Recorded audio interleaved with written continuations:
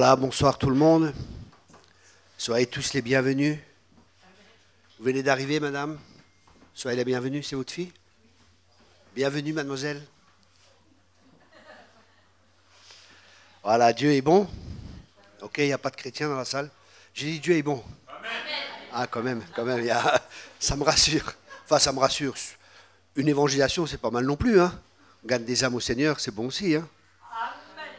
Ok. Ok, merci Saint-Esprit pour ta conduite. Alléluia. Je prie Seigneur que ta présence sature ces lieux dans le nom de Jésus. Je te remercie Seigneur pour les anges que tu as déjà déployés dans ces lieux. Alléluia. Merci pour les anges qui sont là. Alléluia. Merci pour l'activité angélique Seigneur dans ces lieux. Je vois les anges, mais je suis en train de chercher ce que... Je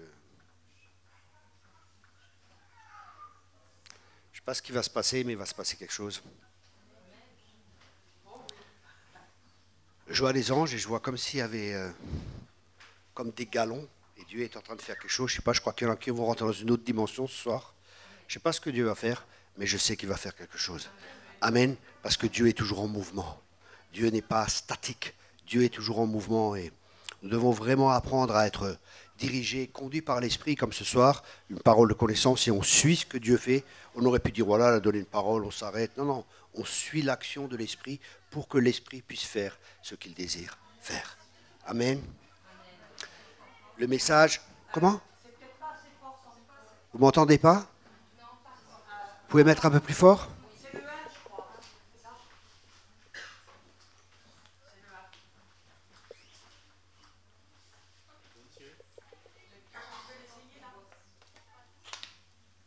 Voilà, ça va? Vous m'entendez?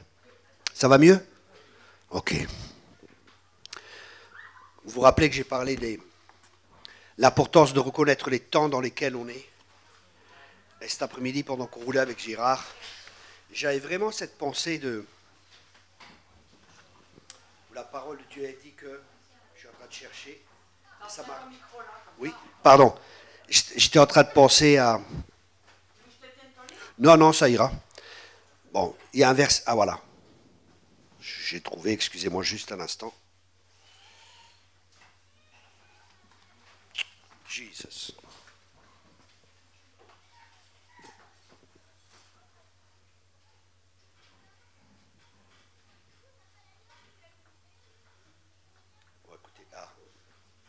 Le psaume 11 au verset 3, c'est ce qui m'est venu à l'esprit cet après-midi quand j'ai la voiture avec Gérard. Et là, ils disent que, enfin, la parole de Dieu dit, quand les fondements sont renversés, le juste que ferait-il?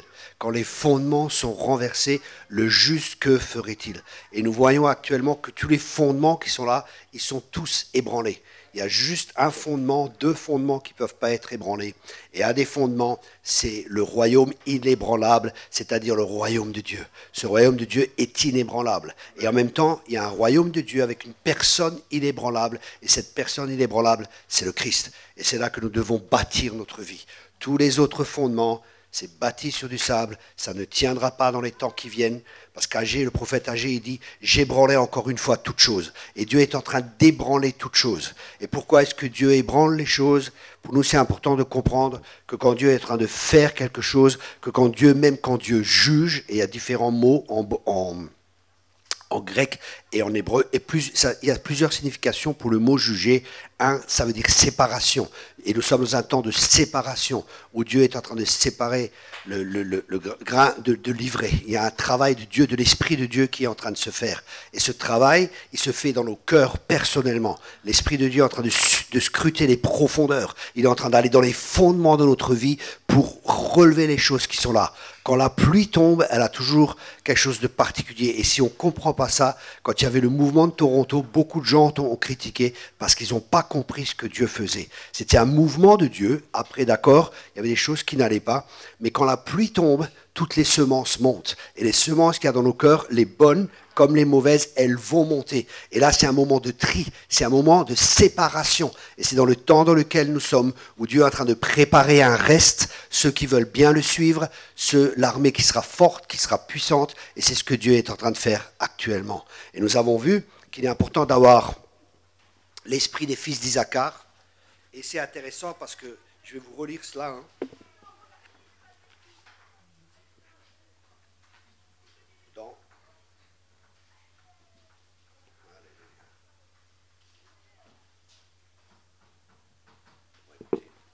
Je ne le trouve pas.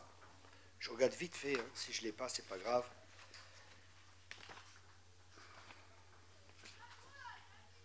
Ok, on va faire ça autrement. Je vais mettre ça ici, voilà. L'esprit des fils d'Isaacar, qui savait reconnaître les temps, qui savait différencier les temps, qui savait discerner selon les circonstances qu'il y avait. Et c'est intéressant parce qu'il y a plusieurs caractéristiques.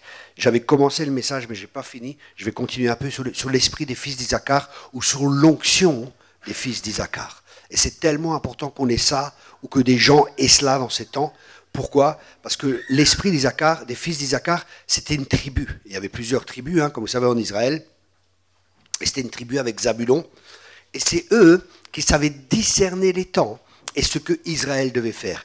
Qu'est-ce que ça signifie? C'était un temps de transition. Rappelez-vous, il y avait Saul qui allait être enlevé comme roi et David allait être placé comme roi. Et nous sommes dans un temps de transition où tous les royaumes sont ébranlés pour que le roi puisse prendre sa place. Et une des caractéristiques, ils savaient discerner les temps, ils savaient connaître les temps. Pourquoi? Comment ça se fait qu'eux, ils savaient et que les autres ne savaient pas? La Bible, elle dit que les fils de la tribu d'Isaacar, ils étaient sous les tentes. Et être sous la tente, pour un juif, ça signifie étudier la parole de Dieu. C'est parce qu'ils étudiaient la parole de Dieu qu'ils savaient reconnaître les temps. Et on a un exemple de cela. Je ne vais pas prendre les versets et tout, hein, ça va être long. Je veux vraiment vous donner le maximum.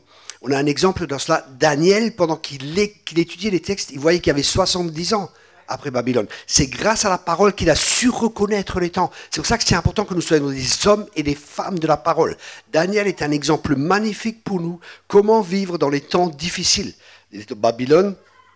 Il n'avait pas le droit de prier, il était sans compromis. Et il y avait beaucoup de principes, peut-être que je partagerai là-dessus, mais il y avait beaucoup de principes qu'on peut trouver dans le livre de Daniel pour vivre dans la victoire dans les temps difficiles.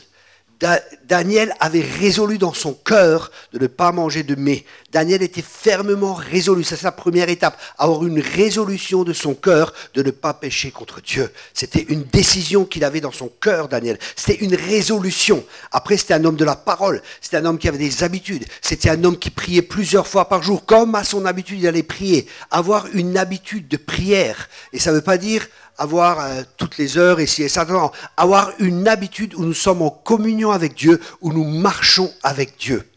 Et après, il y avait beaucoup de principes qu'on peut apprendre dans la vie de Daniel. Mais ça, je vous encourage à lire la parole de Dieu et à découvrir par vous-même. Lisez parce que c'est un livre tellement prophétique qui nous parle d'aujourd'hui. Et on voit comme il a été jeté, comme il a été persécuté. Mais dans toutes ces choses, il était plus que vainqueur. Amen. Même dans la fournaise, il n'a pas été atteint. Christ, la quatrième personne, était avec lui, c'était Jésus. Et pour nous, c'est pareil dans les temps difficiles dans lesquels nous entrons, parce que nous rentrons dans des temps difficiles. Et la question est, sommes-nous dans les temps de la fin? Qu'est-ce que la Bible parle, ou qu'est-ce que la Bible dit, ce que sont les temps de la fin? Dans Joël 3, versets 1 et 2, il est dit, après cela, moi je répandrai mon esprit sur tout le monde, vos fils et vos filles prophétiseront, vos vieillards par des songes, vos jeunes gens par des visions, recevront des révélations, et même sur les serviteurs, sur les servantes, moi je répandrai mon esprit en ces jours-là. Et à la Pentecôte, c'est ce qui s'est passé. Les temps de la fin ont commencé à la Pentecôte, au début de l'Église, c'était le commencement des temps de la fin. Mais la question est, où sommes-nous maintenant dans ces temps de la fin? Et là, dans 2 Timothée 3, verset 1, 2 Timothée chapitre 3 verset 1, il est dit « Sache bien que dans la période finale de l'histoire, les temps seront difficiles. » C'est très intéressant parce que le mot qui est utilisé, « sache bien », soit convaincu, soit persuadé, ou d'autres traductions disent « l'Esprit dit expressément ». L'Esprit dit expressément. C'est l'Esprit de Dieu qui parle à l'Église. Mais il parle pourquoi? Pour nous faire peur? Non, non. pour que nous puissions nous préparer pour les temps dans lesquels nous allons entrer. C'est très important de se préparer. Des soldats, quand ils vont en guerre, ils se préparent. Ils rentrent pas comme ça, la fleur au fusil, alléluia. Jésus, c'était pas un hippie qui se promène avec une guitare dans le dos, peace and love, le signe, une longue robe, les cheveux bouclés et tout, les yeux bleus. Hein. Un Jésus à l'américaine. Non, c'est pas Jésus, c'est un juif. Hein. C'est un charpentier, c'était un gars qui avait des muscles comme ça, vous voyez, comme moi, un baraquet, quoi. Hein, un gars bien, quoi. Le vrai Jésus, pas le Jésus qu'on s'imagine. Parce que Dieu, il a dit, vous ne ferez pas d'image de moi. Quelle image avons-nous fait de Dieu? Ou quelle image, quelle conception avons-nous de Dieu? C'est très important parce que ça va influencer toute notre vie. Ce texte est très explicite car il dit que dans la période finale, et le mot utilisé pour la fin des temps, dans ce contexte, c'est le mot eschatos, d'où est tiré le mot eschatologie, qui signifie l'étude de la fin des temps. Mais ce mot eschatos signifie dernier, il signifie extrémité, il signifie la fin, et il signifie dernier dans une succession de temps. C'est-à-dire on est vraiment, vraiment à la fin des temps. Et dans ce texte, Paul dit donc à Timothée que lorsque nous serons arrivés à la fin des temps, il y aura des temps difficiles. Il nous a dit qu'il y aura des temps difficiles. Et c'est intéressant parce que le mot utilisé, le mot grec pour difficile, c'est le mot chalépos. Et ce mot peut également signifier dur à faire, à prendre, à approcher, difficile à supporter, dangereux, rude, féroce, sauvage et redoutable. Ça, c'est ce qui décrit la fin des temps. Mais après, il dit, et ce mot, il est utilisé une autre fois dans le Nouveau Testament, et il a été traduit par redoutable. Écoutez bien le texte. Matthieu 8, verset 28. Quand il eut abordé sur l'autre rive dans le pays des Gadaréens, 2 démoniaques sortant des tombeaux vinrent au-devant de lui. Ils étaient si redoutables que personne n'osait passer par là. Waouh! Est-ce qu'il y a des quartiers, des zones de l'endroit? Est-ce qu'il y a des endroits, en France ou n'importe, où il y a du terrorisme, il y a une criminalité accrue, des guerres de gangs, des temps où on tire sur les gens en plein jour, Marseille et ainsi de suite. Est-ce qu'il y a ça ou il n'y a pas ça? Est-ce qu'en Allemagne, il y a des gangs qui font partie de 2000 personnes? Des gangs, 2000 personnes, c'est que des familles qui détiennent le trafic de drogue, qui détiennent plein de choses. J'étais dans le milieu, je connais très bien le milieu. Est-ce qu'il y a ça? Oui, il y a ça. Et c'est plus comme avant, il n'y a pas de code d'honneur, il n'y a rien. C'est le fric, c'est tordu, quoi. C'est terrible. Et là, c'est exactement ce qui se passe. Et un esprit de peur plane sur la tête. Les gens ne se sentent plus en sécurité. Les ventes d'armes ont explosé. Les salles d'arts martiaux sont pleines. Dans les magasins, il y a des vigiles. Et la liste est longue. C'est les temps dans lesquels nous vivons. Vous êtes d'accord avec moi? C'est de réalité. On n'a pas besoin d'être prophète, on n'a pas besoin d'être même pas chrétien. Les gens du monde y voient cela. Franchement, si j'avais pas Dieu, j'aurais peur. J'aurais peur. Je me prends avec un flingue, je vous dis franchement. Sérieux, hein, j'aurais un flingue. Hein. Déjà comme ça, quand mon père est décédé, il avait 2 fusils, veine de long rifle et un pistolet veine de long rifle. Je me dis, qu'est-ce que je fais? Je les garde ou non? Je suis à la gendarmerie, je dis, écoutez, tenez, voilà, je vous donne ça. Il dit, monsieur, vous pouvez les garder? Je dis, non, je ne garde pas. Mais gardez-les, gardez-les. Je dis, non, je ne les garde pas et tout. Mais il me dit, on va les détruire, prenez-les. Je dis, non, gardez-les, gardez-les. Parce que je ne sais jamais, je sais comment j'étais et je ne sais pas comment je vais réagir. Je peux, vous savez, quand on touche à la famille, où on ne sait pas comment on peut réagir. Et je sais comment j'étais avant. Et je ne sais pas si si le vieil homme ressuscite, hein, ok? Non, on ne sait jamais. Alors je suis prudent, je dis non, gardez-les. Et dans ma tête, je disais, Dieu me protège, les anges vont me protéger, je n'ai pas besoin de ça, terminé. Ok. Après, on voit notre texte de base, sache bien que dans la période finale de l'histoire, les temps seront difficiles. Et là, il décrit énormément des choses, les gens seront égoïstes, avides de l'argent, le matérialisme et ainsi de suite. Michel va vous en parler, ils parleront d'une manière injurieuse contre Dieu, et ainsi de suite, ainsi de suite, ainsi de suite. Le point où je veux en venir, il y a beaucoup de choses, ce que je suis en train de prêcher, c'est dans ce livre, il y a beaucoup de choses que je ne vais pas partager maintenant. Voilà. Ouais, ça aussi c'est intéressant. 2 Timothée 3, verset 3, il y aura les gens seront insensibles, implacables, calomniateurs, sans frein, cruels, ennemis des gens de bien. Et ce mot insensible, c'est le mot grec astorgos, qui signifie sans affection naturelle, insensible, non social, inhumain. Écoutez bien, comment sont les familles actuellement? Le Dieu a créé... Dieu est trop intelligent, quoi. Si, j'ai une révélation. Un jour, j'ai une révélation que Dieu est plus intelligent que moi. Non, parce que des fois, on croit qu'on est plus intelligent que Dieu et on suit nos propres voies. On suit nos propres sentiers. Et Dieu doit vraiment nous convaincre qu'en fin de compte, c'est mieux de lui obéir à lui, même si on ne comprend pas, c'est mieux de le suivre. Et Dieu, quand il fait quelque chose, la première chose que Dieu a créée, c'est quoi? La première chose que Dieu a créée, c'est la famille. Ça signifie que c'est un fondement. La famille est un fondement. C'est le fondement de la société. Et le diable sait exactement que si les fondements sont ébranlés, tout le reste va être ébranlé. Et là, c'est pour ça que la famille est attaquée. Une famille, c'est un homme et une femme. Je répète, c'est Adam et Ève. C'est pas Adam et d'Ève. Okay? C'est Adam et Ève. Et c'est fait pour se reproduire, c'est fait pour avoir des enfants. Et c'est pour ça que le diable attaque ce fondement, parce qu'il sait que quand ce fondement est ébranlé, quand ce fondement est détruit, tout le reste de la société, c'est ce qui va être détruit. Et ce soir, j'aimerais partager avec vous sur les fondements, parce que c'est tellement important. Nous allons voir cela ensemble. Il y a beaucoup de choses.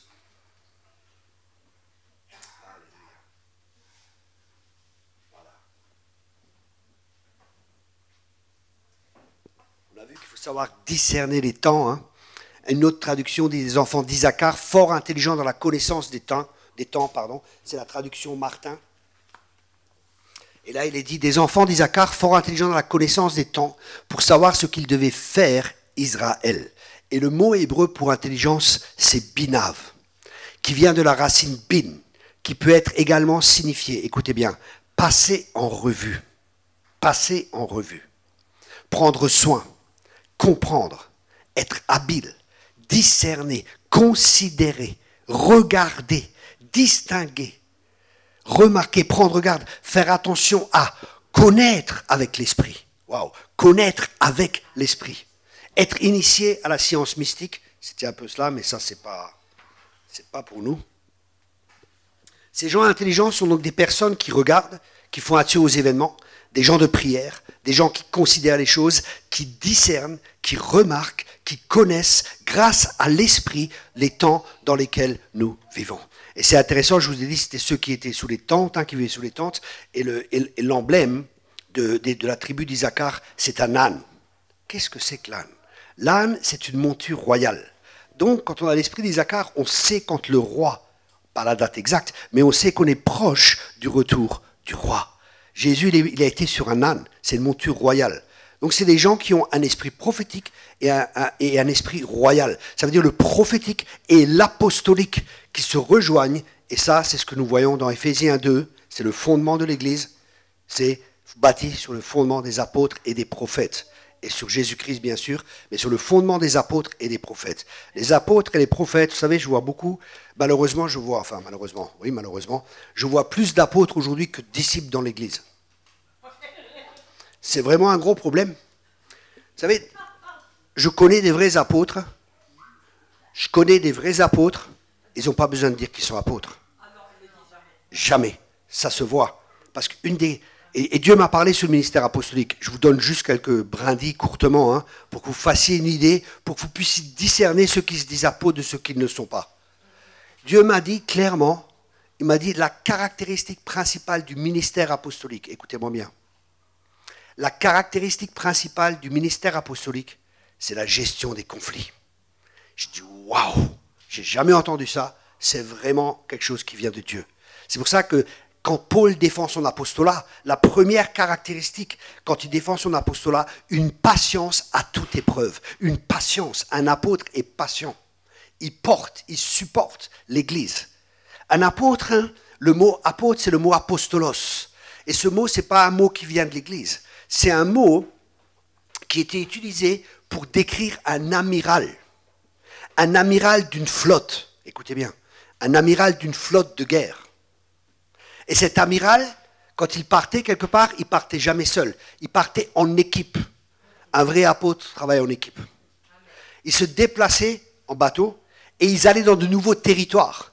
Un apôtre, c'est un conquérant. C'est quelqu'un qui va gagner de nouveaux territoires et faire avancer le royaume de Dieu. Mais ce n'est pas fini.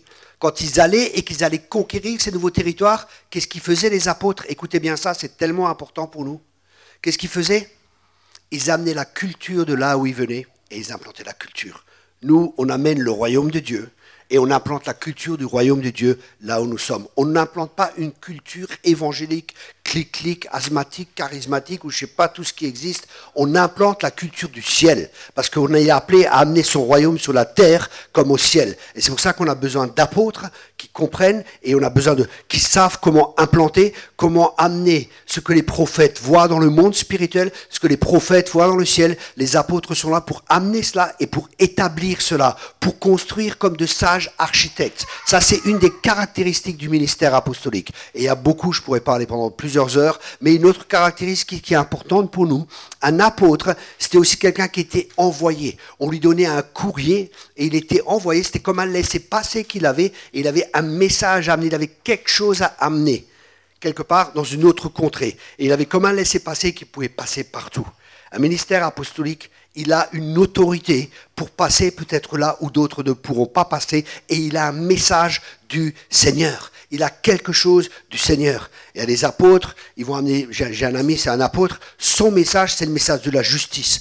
De la justice. Quand il parle sur la justice, il vous parle pendant 3 semaines sur la justice, et c'est que des révélations, révélations. C'est un homme avec un message. C'est le message que Dieu lui a donné. C'est des messages, c'est un apôtre, il a les messages par révélation.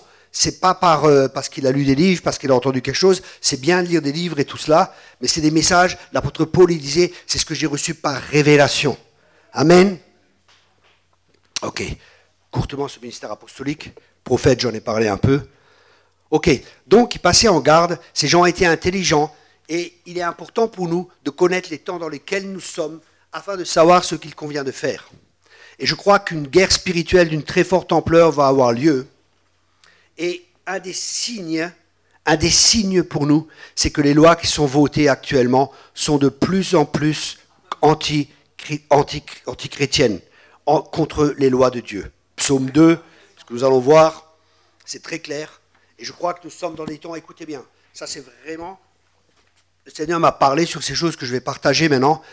On est dans ces temps exactement où Ésaïe 60, versets 1 et 2. « Lève-toi, resplendis, car voici ta lumière, car sur toi s'est levée la gloire de l'Éternel. Voici que les ténèbres couvrent la terre et une nuée sombre couvre tous les peuples. Mais sur toi, l'Éternel se lèvera lui-même comme un soleil où on verra sa gloire apparaître sur toi. » Nous sommes dans des temps où les ténèbres sont en train de s'accentuer. Mais sur nous, l'Église doit se lever. L'Église doit prendre sa place d'autorité. L'Église doit briller et quand nous allons nous lever, quand nous allons marcher dans les plans de Dieu, dans les voies de Dieu, la gloire de Dieu va venir sur nous et il y aura un réveil sans précédent. Mais c'est encore plus qu'un réveil, c'est une réforme, un réveil qui va venir. L'Église va complètement changer, la manière de fonctionner va changer. C'est l'Esprit de Dieu qui va de nouveau diriger son Église. Rappelez-vous, je ne sais pas si vous avez lu l'histoire des Cévennes, comment est-ce qu'ils se rencontraient? Et je crois que ces choses vont devenir tout à fait normales. Ils étaient persécutés, ils se rencontraient dans les forêts, ils ne se donnaient pas d'heure, ils ne se donnaient rien, mais le Saint-Esprit parlait. À 15 heures à Paul, à 15 heures à Jacques, tu vas dans telle et telle forêt, dans telle et telle clairière, et les gens se rassemblaient. C'est pour ça que j'ai enseigné de la nécessité d'entendre et de connaître la voix de Dieu, d'avoir cette intimité avec le Saint-Esprit. C'est une nécessité dans les temps qui viennent, parce que nous allons devoir avoir besoin encore plus du Saint-Esprit pour être conduit. Est-ce que je peux acheter? Est-ce que je ne peux pas acheter ça? Est-ce que je dois changer de maison? Est-ce que je dois déménager? Est-ce que je dois faire de la culture? Est-ce que je dois faire ceci? Est-ce que je dois devenir autonome? Est-ce que je dois ceci et cela? Et on voit que l'Esprit de Dieu parle à l'Église. Dieu parle à l'Église. Vous savez, il y a des prophètes qui disent, oui, Dieu m'a parlé. Mais Dieu ne parle pas à un prophète. Dieu parle aux prophètes. Dieu parle à l'Église. Il ne parle pas qu'à une seule personne. Parce que l'esprit des prophètes est soumis aux prophètes. Quand Dieu parle à un prophète, c'est confirmé par d'autres prophètes. Toujours. Ça, c'est des principes bibliques. C'est pour ça, à la fin des temps, il y aura des faux prophètes. Il y a beaucoup de choses qui seront là. Soyons sages. Amen. Et ce qui va nous garder, c'est notre dépendance avec l'Esprit de Dieu. Les ténèbres couvrent la terre, mais la gloire de Dieu va se manifester comme jamais. Et un réveil, une réforme, des changements vont venir comme jamais. Les structures, tout ce qui est humain ne tiendra pas dans les temps qui viennent. Amen. Ça ne tiendra pas. Ça ne tiendra pas. Et pendant le premier confinement, j'ai reçu cette parole. Joël 4, verset 9. Écoutez bien. Proclamez ceci parmi les nations, préparez la guerre, réveillez les héros, qu'ils s'approchent, qu'ils montent, tous les hommes de guerre. Alléluia. On va rentrer dans une guerre spirituelle. Et ce n'est pas quelque chose de négatif. Vous savez, en tant que chrétien, on est en guerre. On a été transformé, on a été transporté du royaume des ténèbres dans le royaume de lumière. On est devenu une cible pour l'ennemi, que tu le veuilles ou non. Le diable veut te détruire. Il est venu pour égorger, pour tuer et pour détruire. Et nous devons nous armer de cette pensée que nous sommes en guerre. Nous sommes des combattants. Ok, j'entends pas d'amen. Est-ce qu'il y a des combattants ici? Amen. Yes, come on. Amen. Amen. Et là, il dit, proclamez ceci parmi les nations, préparez la guerre. Et c'est intéressant parce que j'ai étudié le mot proclamer. Et quand Dieu m'a dit ça, waouh, j'ai commencé à chercher. Et le mot proclamer, c'est un ordre solennel. Et un ordre solennel, c'est quelque chose que Dieu dit. Et dans les lieux célestes, ça a été déclaré. Ça a été déclaré dans les lieux célestes. La guerre est déclarée. Et nous devons, quant à nous, être connectés à lui pour entendre ce qu'il a à nous dire. Et ainsi, il pourra nous diriger, nous conduire. Et ainsi, nous serons des collaborateurs. Et c'est ce que l'Esprit dit à l'Église. Préparez-vous, réveillez les héros. Préparez-vous. Et ce mot préparer en hébreu, c'est hasard. Et il peut signifier être saint. Saint. S'armer. Ceinture. Équipement. Vêtements. Se ceindre, qui est une métaphore de force. Et le rôle des ministères, c'est justement ça. C'est de préparer, de ceindre, d'équiper les saints. Et c'est malheureusement ce qui a été négligé en partie. On n'a pas équipé les saints. On n'a pas préparé les personnes pour les temps dans lesquels nous allons entrer. Mais c'est pour ça que Dieu lève des ministères. C'est pour ça qu'il y a des camps comme ceci. C'est pour ça qu'il y a des choses qui sont des fois para-églises. Parce qu'il y a certaines églises, elles ne le font pas. Pas toutes, bien sûr. Il y a des bonnes églises. Mais je me rappelle quelque chose qui m'avait touché. Vraiment, ça m'a touché. J'ai pleuré. C'était fort. C'était David Wilkerson qui disait que quand il y avait les avions en 2011, je crois, qui sont allés dans les tours, vous savez, qui sont jetés dans les tours, les kamikazes, là. Ok. Qu'est-ce qui s'est passé? 2001, pardon. J'étais prophétique, je le disais en avance. Et qu'est-ce qui s'est passé? Les églises étaient remplies. Les églises étaient remplies. Et c'est ce qui va se passer. Les gens cherchent une réponse. Parce qu'ils n'ont plus de réponse. Ils vont perdre tout repère. Et ils vont chercher une réponse. Et ils vont croire, waouh, dans nos églises, on va trouver la réponse. Rappelez-vous, combien d'églises elle a fait hier soir, Michel, pour trouver une réponse. Et les gens vont venir, les églises étaient pleines. Quelque temps plus tard, les églises étaient vides. Écoutez bien pourquoi.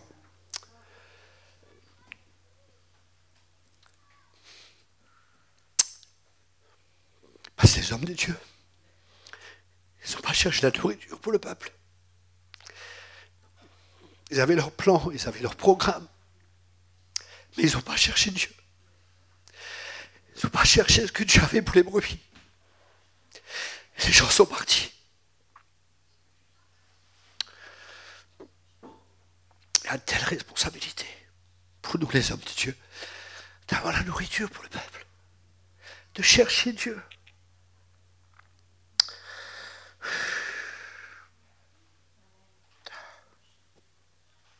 De donner au peuple ce qu'il a besoin. Au lieu de suivre des programmes. Au lieu de suivre des plans humains. J'aime l'Église. Mais j'aime pas ce que les hommes en ont fait. J'aime l'Église, pas j'aime les frères, j'aime les sœurs. J'aime les gens. Mais j'aime pas ce qui a été fait avec le nom d'Église dessus. Parce que c'est pas l'Église de Jésus-Christ. C'est quelque chose qui est humain et qui ne tiendra pas dans les temps qui viennent. C'est pour ça que Dieu est en train d'ébranler toutes choses. C'est pour ça qu'il y a des églises qui se vident. Et ce n'est pas des rebelles. Il y en a, bien sûr. Mais beaucoup de gens, ils veulent Dieu. Ils veulent Dieu. Ils veulent Dieu. C'est pour ça qu'on a été créé. C'est pour être en communion avec Dieu. Et on leur a servi de la religion, on leur a servi de la religiosité. Mais ils n'ont pas rencontré Dieu. Des fois dans nos églises. C'est pour ça que Dieu il reprend les rênes et qu'il bâtit son église. Et ce sera une église forte. Ce sera une église victorieuse. Ça sera une église où il y aura du pain, pour le peuple de Dieu. C'est l'église, il y aura de l'eau fraîche, il y aura le Saint-Esprit. Vous savez, des fois, humainement, on se fait avoir. Un jour, j'étais dans une église de 400 personnes, belle église, super bâtiment, des chaises magnifiques. Tu prêches, tu as 2 écrans à côté, tout le monde voit, 2 grands écrans, super sono, tout ce qu'il faut, les finances, tout ce que tu veux. L'église, bien. Et c'était en été, il faisait chaud. Et la porte à l'arrière était ouverte. Et je regarde, et d'un coup, je vois une tornade. Je dis, wow, mais en été, une tornade, c'est quoi ça? Vous savez, je suis comme un enfant, je ne me casse pas trop la tête. C'est une force et des fois, c'est une faiblesse. Et là, je regarde, je dis, boah, c'est quoi cette tornade? Et là, le Seigneur me parle. Il me dit, ils ne veulent pas de moi ici. Ils ne veulent pas de moi ici. 400 personnes, des beaux bâtiments, des belles chaises, des finances, tout était là. On peut bâtir humainement ce qu'on peut appeler église, mais qui n'est pas l'église. Et des fois, je vois, on peut être membre. Mais est-ce qu'on peut être membre de l'église? Tu peux être membre d'un club de foot, tu peux être membre d'un club de pêche. C'est pour ça peut-être qu'il y en a qui mettent des poissons sur les voitures, parce qu'ils font partie du club de pêche d'à côté. Mais dans l'église, tu ne peux pas être membre. Dans l'église, il faut que tu naisses dans l'église. Dans l'église, il faut que tu naisses. Tu ne peux pas rentrer comme ça. Il faut que tu naisses dans l'église. Il faut que tu naisses d'en haut. Il faut que tu naisses de Dieu pour être dans l'église. Vous comprenez? Mais nous, on a tellement de systèmes humains. Et c'est terrible. Et il y a des gens qui ne sont même pas convertis dans nos églises. Il y a même des pasteurs qui ne sont pas convertis. C'est terrible. C'est terrible. C'est terrible. C'est dur, hein? Mais je peux vous donner des exemples, hein? Et là, si les ministères, et c'est ce qui va se passer, ils vont commencer à amener mieux connaître Jésus, cette connaissance qui est le fruit d'une relation. Ils vont travailler à l'unité dans la foi. Ils sont là pour préparer, équiper les croyants, et les équiper pour que les croyants puissent à leur tour faire les œuvres du ministère. Et ainsi, les croyants ne seront plus ballottés à tout vent de doctrine. Ils pourront professer l'amour dans la vérité, et du fait que les croyants seront capables de partager en amour et en vérité, ça les fera tous grandir. Alléluia. Et on a besoin des 5 ministères. Okay.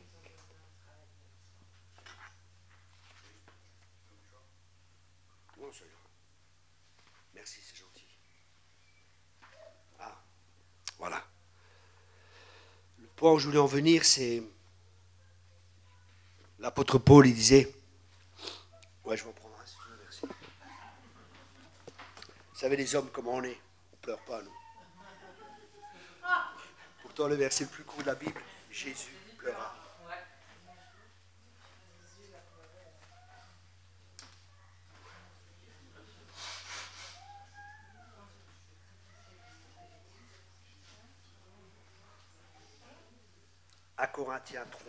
Un Corinthiens 3, verset 10. Selon la grâce de Dieu qui m'a été donnée, j'ai posé le fondement comme un sage architecte et un autre bâtit dessus, mais que chacun prenne garde à la manière dont il bâtit dessus, car personne ne peut poser un autre fondement que celui qui a été posé, Jésus-Christ. Les fondements sont tellement importants.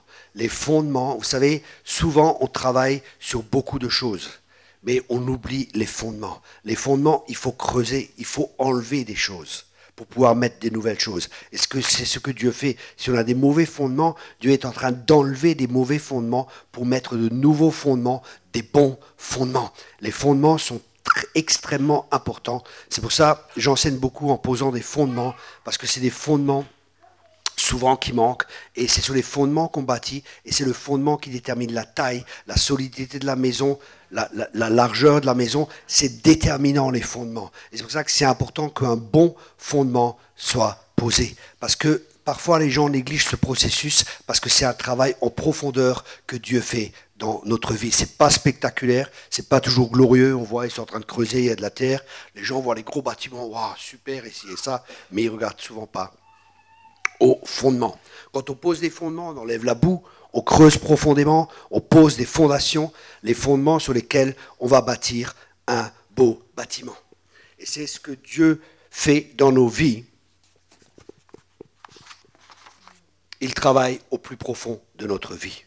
Et la parole de Dieu dit, Dieu, Éphésiens 2, verset 20, Dieu vous a intégré à l'édifice qu'il construit sur le fondement que sont les apôtres, ses prophètes, et dont le Seigneur Jésus-Christ lui-même est la pierre angulaire. Et c'est intéressant parce que le mot qui est utilisé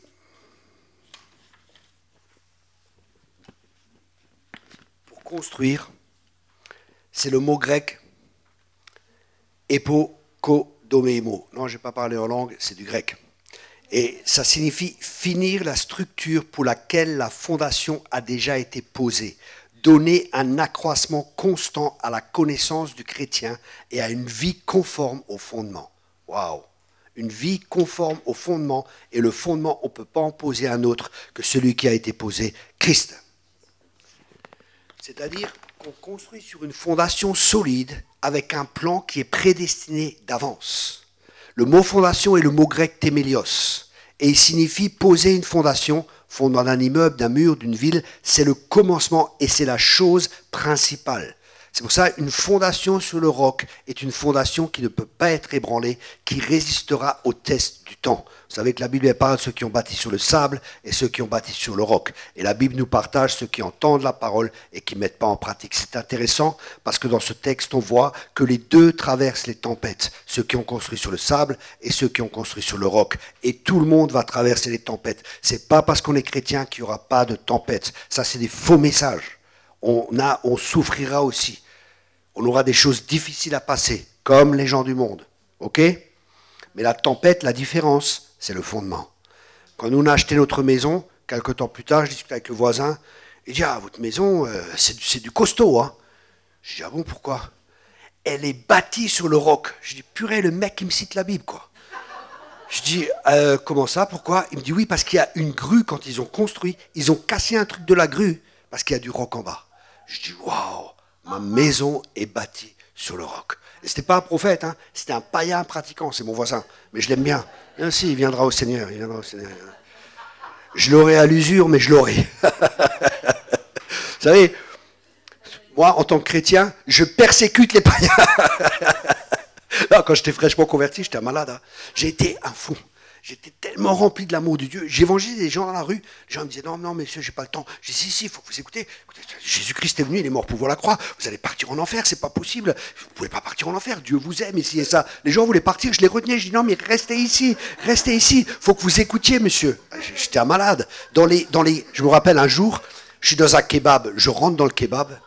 Je monte sur la chaise, je dis écoutez-moi bien, j'ai quelque chose d'important à vous dire. Je regarde à côté le mec avec son grand sabre qui coupe le kebab comme ça. Même pas peur. Je commence à prêcher l'évangile, les gens touchés, enfin, des trucs de fou. J'allais partout, partout, partout évangéliser. J'avais du zèle, mais j'avais pas de sagesse. Mais quand même, Dieu a utilisé, il y a quand même des gens qui sont convertis. Amen. Du zèle, mais sans intelligence.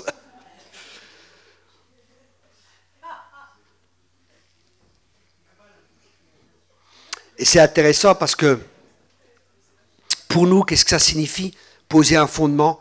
Ça signifie poser un fondement moral, théologique ou d'éducation dans la vie d'une personne.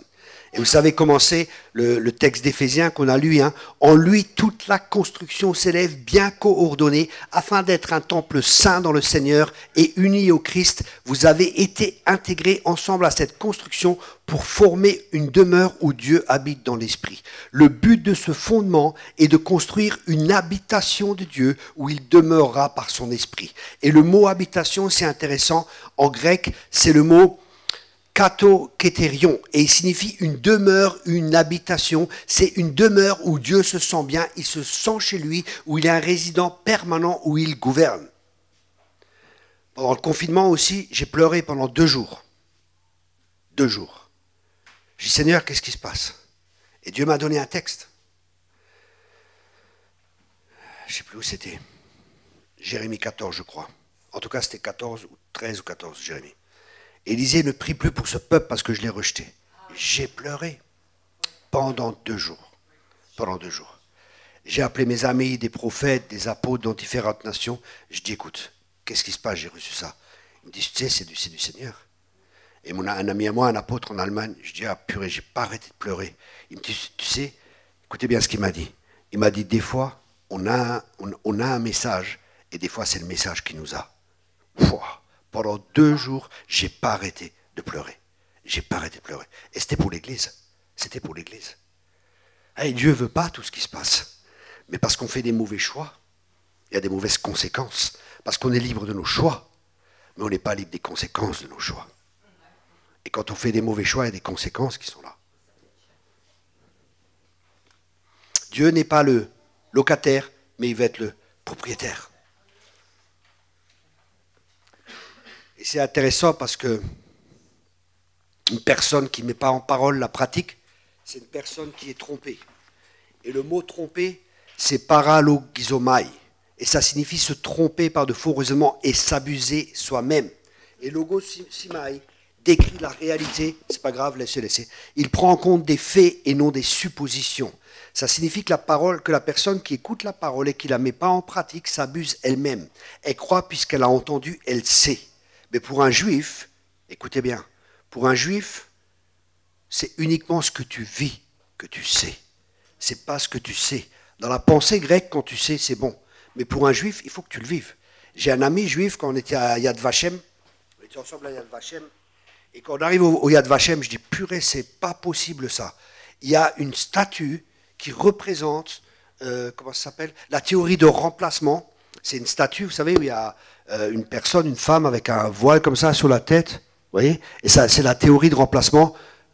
L'Église a remplacé Israël. Je dis, purée, c'est pas possible. Et cette statue, elle est dans ma ville, à Strasbourg. J'ai dit, ça, je vais m'en occuper. Vous savez ce qu'il m'a dit? Il m'a pas dit, ah, c'est bien. Il m'a dit, je veux voir. Je veux voir. Parce que uniquement ce que tu vis, ce que tu crois, c'est ce que tu vis. Parce qu'on peut croire des choses, on peut croire qu'on croit des choses, mais si on ne le vit pas, on ne sait pas. Mais pour nous, dans notre culture, qui est influencée par la culture grecque, et on doit être dégagé de ça. On doit être libéré de cela. Parce que dans nos écoles, on nous enseigne, on nous bourre la tête, et on croit qu'on sait, et quand on arrive sur le terrain, walou, on ne sait rien du tout. On ne sait pas se débrouiller. Moi, j'ai fait des écoles bibliques. Mais quand Dieu m'a dit de faire une église, je n'étais pas équipé, on ne m'a pas formé pour implanter. Parce que j'étais pasteur. Dieu m'a libéré, alléluia. Non, c'était dur d'être pasteur, je vous dis, c'était dur. Parce que je disais, j'ai eu le feu quand je me suis converti. Partout, j'évangélisais, prophétisais, tout ce que vous voulez. Je disais, mais les pasteurs, c'est pas possible. C'est des feignants, ils font rien, c'est pas possible. Et je pense que Dieu m'a entendu. Et il m'a dit, ouvre une église. J'ai ouvert une église, je me suis rendu compte, oh Jésus. Après, j'avais beaucoup d'amour pour les pasteurs. Parce que je les comprenais. Je savais par là où ils passaient. Et je savais que ce n'était pas facile. Et après, Dieu m'a appelé plus loin dans le ministère. Je passais par différentes étapes pour pouvoir comprendre les différents ministères. Parce que tant que tu n'es pas passé par là, tu ne peux pas comprendre.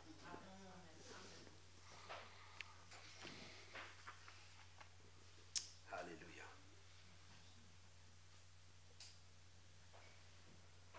Ok. On va partir ailleurs. Hein. Mais ceux qui sont intéressés, hein, c'est qu'une partie. Oh.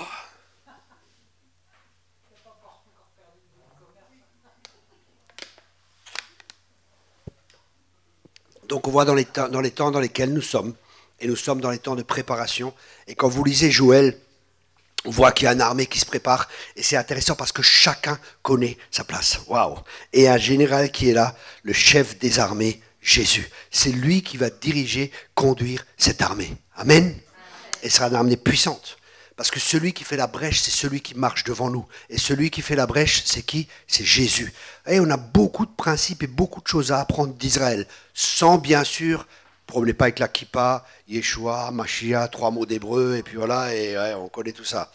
Mais on a beaucoup de principes à apprendre. Par exemple, l'armée d'Israël, ils envoient les officiers devant. C'est les officiers qui sont devant.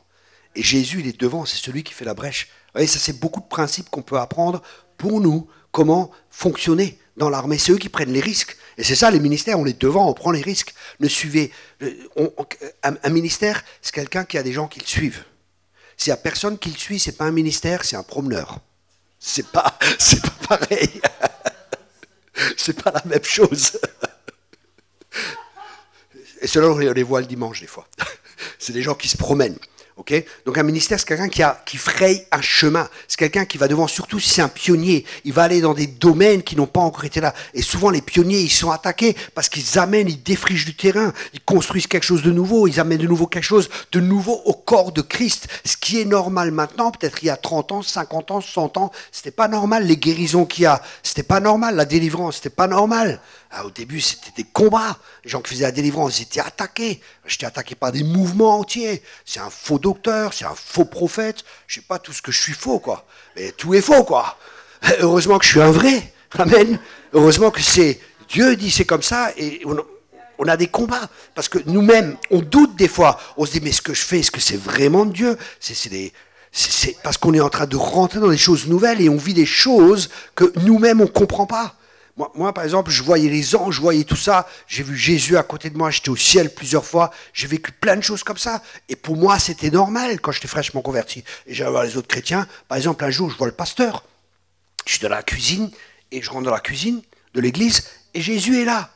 Ah, je me mets à côté de Jésus, je regarde et je le vois pleurer. Je dis, qu'est-ce qui se passe, Jésus? Et le Seigneur me dit, va dire au pasteur que je suis triste parce que l'église n'évangélise pas. Je dis, bon, ok, je vois le pasteur, je dis, pasteur, j'ai vu Jésus dans la cuisine et il pleurait. Et je dis, qu'est-ce qui se passe? Et alors il m'a dit que je devais te dire qu'il faut que l'église évangélise et que tu dises à l'église d'aller évangéliser. Il me regarde comme ça. Bon, il ne m'a pas répondu. Mais pour moi, c'était normal. C'est la vie chrétienne. Je pensais que tout le monde est comme ça, mais c'est normal. Mais je crois même que c'est normal, hein. Je ne sais pas. Bon, ok. C'est un autre thème. Attendez, c'est pas fini. On va plus loin. Plus tard, un prophète vient. 1 mois après, 2 mois après. Il dit, voilà, le Seigneur me parle. Si l'église n'évangélise pas, je vais enlever le chandelier. Ils n'ont pas évangélisé. Il n'y a plus d'église à ce jour-là. Quelque temps plus tard, division, l'église s'est effondrée. C'est le Seigneur qui a enlevé le chandelier. Vous savez, quand Dieu parle, il ne parle pas juste pour parler, il pense vraiment ce qu'il dit. Et quand il dit allez et évangéliser, il fallait que l'église aille et qu'elle évangélise, parce que c'était devenu un club. C'était terrible, le club. Vous savez, le problème dans cette église, c'était une église qui était dans l'âme. On s'aime, alléluia. Je t'aime, mon frère, je t'aime, ma soeur, alléluia. Et on mange ensemble, et c'est si bien de manger ensemble, et on rigole ensemble, et c'est si bien. Mais le problème, quand l'ennemi est venu, là on a vu ce qu'il y avait vraiment. Ils ont commencé à se mordre les uns les autres. Parce que l'amour, juste cet amour de l'âme, ça ne tient pas. Parce qu'il n'y avait pas de séparation, parce que le pasteur, il ne prêchait pas la parole de Dieu, qui a la capacité de séparer l'âme de l'esprit. Et parce qu'il n'y avait pas de parole de Dieu qui était enseignée, les gens vivaient dans leur âme et ils pensaient, ah c'est Dieu, alléluia. Il y avait une super louange, elle touchait l'âme, elle était excellente. C'était vraiment fort, il y avait une onction, ah ça te faisait du bien, tu avais des frissons et tout dans la louange et tout. C'était vraiment bien, mais ce n'était pas des choses qui étaient vraiment fortes, qui partaient dans l'esprit et qui amenaient une transformation dans la vie des gens. Et je vous dis, quand il y avait la division, c'était terrible. Je regardais dans la salle comme ça et je voyais partout des serpents par terre. La salle était pleine de serpents. Et une femme, elle a commencé à se lever, elle commence à parler. J'ai vu un nuage noir qui venait dans l'église. Les ténèbres sont venues dans l'église. J'ai vu ça dans l'esprit, un nuage noir est venu et la division est venue. Et vous croyez, et ça c'est des temps, vous savez, c'est des combats dans lesquels je crois qu'on va rentrer de plus en plus et on doit être prêt. Si tu n'arrives pas à combattre, comment veux-tu combattre sur les rives orgueilleuses du Jourdain? Vous connaissez ce verset? Voilà. Comment, si maintenant on ne se prépare pas pour les temps difficiles qui vont venir, on ne pourra pas tenir dans les temps difficiles. Croyez-moi, c'est des combats. J'avais des combats avec Jézabel où je voulais me suicider. Je pensais, mais qu'est-ce que j'ai fait? J'ai attaqué l'église, j'ai prophétisé sur l'église, j'ai fait des erreurs. C'est Jézabel qui m'attaquait. Je me rappelais, je disais, Seigneur, mais je veux mourir. Je préfère mourir, qu'est-ce qui se passe? J'ai attaqué l'église, j'ai fait des erreurs. Et la dépression venait. Tellement il y avait des ténèbres dans la pièce. Et d'un coup, je dis, Seigneur, mais vraiment aide-moi. Et je vois une lumière qui est rentrée et les ténèbres sont parties. Et ça, c'est une dimension de combat spirituel où souvent les pionniers ont à faire pour préparer le peuple de Dieu après, pour savoir comment combattre contre ces esprits, des esprits territoriaux, les esprits de Jézabel, tous les esprits qui sont là. C'est plus de la rigolade, c'est plus juste de la délivrance. C'est bien la délivrance, c'est magnifique. Mais je crois que on va rentrer dans une nouvelle dimension où avant d'attaquer, je vois que d'abord, avant peut-être de faire la délivrance, parce que des fois on fait de la délivrance, vous savez, ça fait comme Michel, ça fait 20 ans. Et des fois on voit les gens qui reviennent au même séminaire après. Et je crois que des fois, écoutez bien, je crois que vraiment, dans les temps dans lesquels on entre, le combat se fera d'abord dans les lieux célestes. Et quand on aura délogé les puissances dans les lieux célestes, ça sera beaucoup plus facile en bas et les gens pourront garder leur délivrance. C'est comme dans la guerre. D'abord, on envoie les avions et après, vous voyez, les Russes, qu'est-ce qu'ils ont fait? Ils ont détruit toute l'aviation ukrainienne. C'est des stratégies. C'est des stratégies qui nous montrent à nous ce qui se passe dans le naturel, c'est ce qui se passe dans le spirituel. Et c'est pour ça qu'il y a de plus en plus de prophètes qui se lèvent et des apôtres qui sont enseignés par Dieu pour des choses que certains connaissent et d'autres ne connaissent pas, mais pour nous enseigner aussi, nous, le peuple de Dieu, que nous sommes dans un combat, et un combat spirituel, et c'est un combat de haut niveau. Et si la guerre est gagnée dans les lieux célestes, sur la terre, ça sera beaucoup plus facile. Il y avait en Argentine, par exemple, il y avait un homme, Omar Cabrera, qui vivait cela. Partout où il allait, il avait un réveil. Mais il prenait des temps à combattre. Il priait pendant des fois des semaines et des moments jusqu'à ce qu'il se sentait, maintenant, le combat est gagné dans les lieux célestes, maintenant on peut y aller. Et les gens se convertissaient. Et des fois, dans la même rue, il y avait un côté de la rue, les gens se convertissaient, l'autre côté pas. Pourquoi? Pourquoi est-ce que ça se fait? Je me rappelle, un jour, on évangélisait, on était où? À Aix-en-Provence. Et on évangélisait sur une place. Et j'étais là, je regarde. Et d'un seul coup, je vois, écoutez bien, hein, je vois comme une... comment ça s'appelle? Voilà, j'explique, hein, ce que je vois, c'est comme une cloche comme ça, vous voyez, une cloche transparente comme ça, pleine de lumière. Et là, on était là, et on évangélisait. Quand les gens rentraient dans cette cloche, ils acceptaient tous le Seigneur. Les gens y venaient, et si la cloche, elle était là, je vous dis, c'est un truc de fou. Les gens venaient comme ça, ils faisaient comme ça, et ils partaient comme ça. Pourtant, c'était facile d'aller tout droit. C'était, je ne sais pas comment expliquer. Il y avait une cloche qui était comme ça, et les gens passaient par là. Et les gens qui passaient par là, ils se convertissaient. C'est un truc de fou. Je crois qu'il y avait une telle présence de Dieu, où la présence de Dieu était manifeste, et les démons, je ne sais pas, je ne peux pas vous expliquer. Hein. On voit, vous savez comment c'est dans l'esprit, on ne comprend pas toujours tout, hein, mais on voit des choses, et on n'a pas toujours l'interprétation.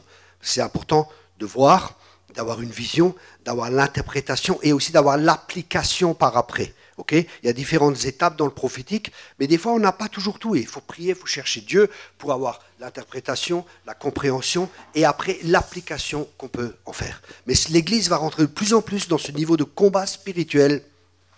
Et vous allez voir, ça va être très fort. Je suis sûr que les délivrances, ça se fera, ça sera beaucoup plus facilement. Parce que le combat aura été gagné dans les lieux célestes. Amen. Et c'est ce que Dieu est en train de faire. Il est en train de préparer une armée. Et l'armée, c'est ceux qui écoutent. Et chacun de nous, on est placé devant un choix. Est-ce qu'on veut être enrôlé dans cette armée? L'apôtre Paul, il parlait beaucoup de soldats. Quand il décrivait, il parlait toujours du soldat romain. Vous voyez, l'armure du soldat romain, il décrivait tout du soldat romain. Et les soldats romains, waouh, comme ils s'entraînaient, les mecs, c'était pas de la rigolade. C'était du sérieux. Et c'est intéressant. Écoutez bien cela. Les soldats romains... Pourquoi l'armée était aussi forte?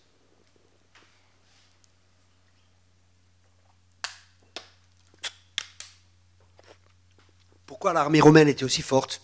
Une des raisons de la force de l'armée romaine, c'était leur épée. Pourquoi? Parce que leur épée, elle s'était fabriquée, le forgeron qui fabriquait l'épée, il la prenait, il la mettait dans le feu, tac, il regardait, ah, il y a encore un point noir, il a travaillé, tac, tac, tac, tac, vous savez, il l'a formé. Après, il la remettait dans le feu, et il regardait s'il y avait de nouveau un point noir, ça veut dire qu'il y avait une faille. Il retravaillait l'épée, et jusqu'à ce qu'il la mette dans le feu, jusqu'à ce qu'elle soit parfaite. Et c'est ainsi que nous aussi, on passe par le feu. Et Dieu nous fait passer par le feu. Et Dieu nous travaille de nouveau, toc, toc, toc, toc. Écoutez bien, c'est pas fini. Après, le forgeron gravait son nom sur l'épée.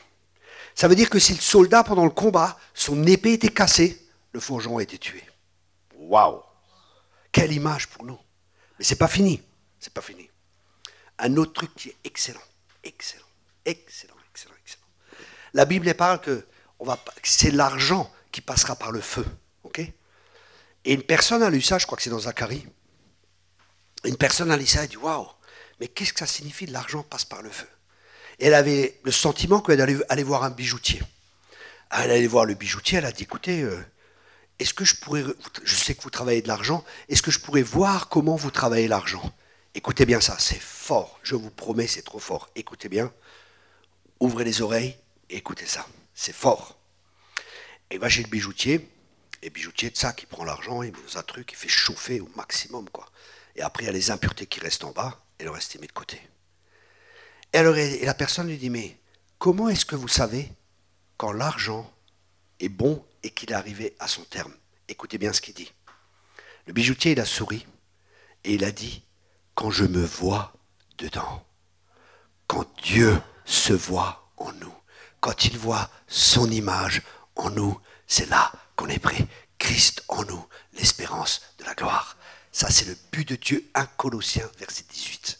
Que Christ soit le premier dans toutes choses. Et ça doit être notre but, notre objectif. Que Christ soit le premier. Que Christ ait la prééminence, dit une autre traduction. Ça, c'est le but de Dieu. Parce qu'en Christ a la prééminence, là où Christ a la prééminence, le roi Jésus, il y a le royaume de Dieu qui est là. Et c'est pour ça, cherchez d'abord le royaume de Dieu. Cherchons la prééminence de Christ. Et partout il y a Christ, partout il y a le roi, il y a son royaume qui s'établit. Jésus a prêché le royaume de Dieu. Si nous voulons avoir le même résultat que Jésus, si nous voulons avoir le même résultat que les apôtres, nous devons revenir au même message qu'eux ont prêché si nous voulons avoir les mêmes résultats. Et ils mettaient les villes sans dessus-dessous. Ils mettaient le monde entier sans dessus-dessous. Pourquoi est-ce que ce n'est pas comme ça? Est-ce que Dieu a changé? Dieu n'a pas changé. Vous savez, les gens, j'étais à la Côte d'Azur, et on m'avait invité pour faire de l'évangélisation dans la rue. Et on me dit, ah, Thierry, à la Côte d'Azur, c'est difficile, évangéliser dans la rue, ici et ça. Je dis, putain, qu'est-ce qui m'embête? Tu verras, c'est difficile, ça marche pas et tout. Je dis, ok. Et je prends 2 personnes avec moi, on marche. J'ai avec mes traités là, je dis voilà, bonjour, j'ai quelque chose pour vous. Ah non, merci, et ci et ça. Refusé de partout. Et 2 chrétiens derrière, vous savez, c'est pour ça qu'il faut s'entourer de bonnes personnes. Moi, t'avais dit que ça ne marche pas, tu vois, c'est difficile ici. Bon, et continuez. Et à un moment, j'arrive vers une femme, tout ça. Je dis voilà, j'ai un traité pour vous, je peux vous parler de Jésus, Jésus vous aime, et ci et ça. Et la femme, elle se met à pleurer. Elle pleure. Ah, j'étais chrétienne, mais j'ai quitté le Seigneur. L'église, elle m'a blessé, ci et ça. Je prie pour elle. Paf. Et il y a une percée qui s'est produite à ce moment-là. Une percée. Pouf. Une percée s'est faite dans le monde spirituel. Après, j'étais à la promenade des Anglais. Une femme, oui, mais je suis dans l'occulte, j'ai fait ceci, j'ai fait cela. J'ai dit, c'est pas un problème. Vous voulez accepter Jésus comme sauveur et Seigneur? Oui, tac, elle accepte Jésus. Je dis, bon, maintenant, on passe à la prochaine étape. Comme vous avez touché à toutes ces choses, vous avez ouvert les portes à des esprits. Elle savait très bien de quoi je parlais. Elle dit, oui, parce qu'ils connaissent les gens dans le culte. Ils sont des fois plus clairvoyants que les chrétiens.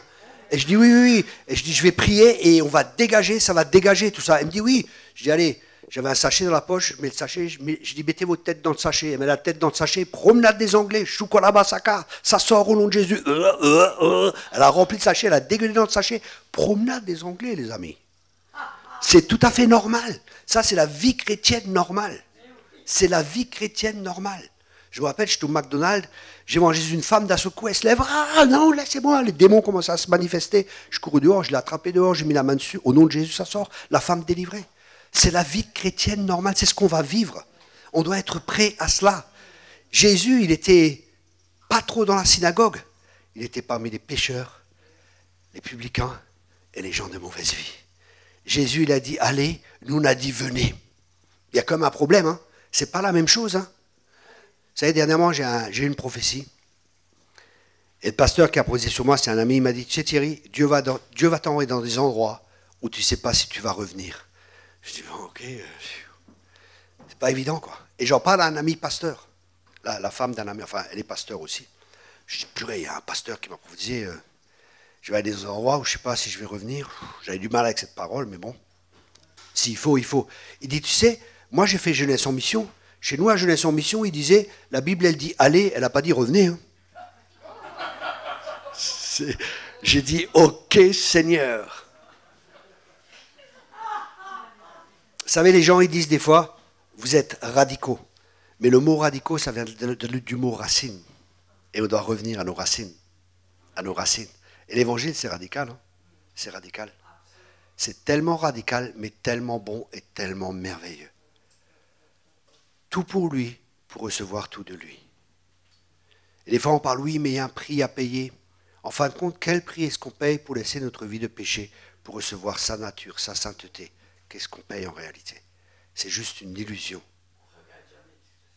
Comme disait aussi Michel, elle va parler des finances, c'est une illusion de croire qu'on est propriétaire. Nul nous sommes venus, nul nous partons. On n'a rien en fin de compte. On est venu nu, on repart nu. Mais on s'attache tellement aux choses. On est des fois tellement comme le monde qu'on s'attache et Dieu veut nous détacher de ces choses-là. Et pour nous détacher, on doit s'attacher à lui. Il y a un très bon livre, une sœur m'a demandé si je pouvais conseiller des livres.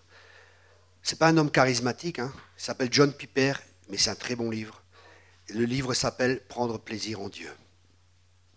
Et l'homme a été créé pour le plaisir. Mais quelle est la source de notre plaisir? Où cherchons-nous notre plaisir? Nous avons été créés pour que notre plaisir soit en Dieu. Amen.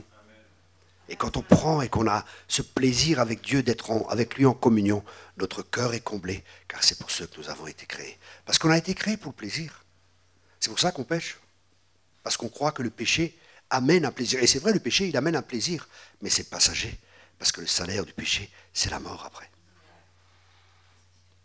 Amen. Donc préparons-nous. Dieu est en train de préparer une armée. Alléluia. Une armée victorieuse. Une église qui sera, l'église définitive, ce sera une église qui connaît la guerre.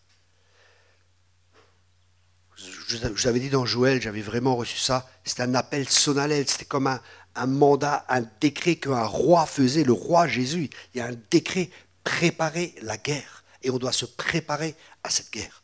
On rentre dans une nouvelle saison et une nouvelle dimension. Ok. Juste voir ce que le Saint-Esprit veut faire encore. C'est bon encore, Michel?